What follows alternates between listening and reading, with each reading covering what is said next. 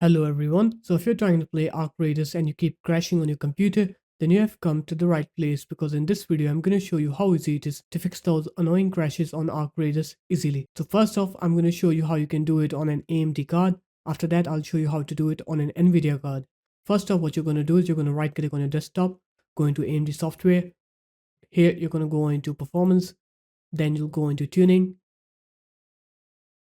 and here you need to make sure automatic tuning is set to default. And what that will do is that will reset your graphics card to its factory settings. And after that, now I'll show you how you can do it on an NVIDIA card. So you're going to come here on your desktop, right click on it, go into NVIDIA control panel, and then you're going to go into help, and then you're going to go into debug mode. Make sure debug mode is ticked on.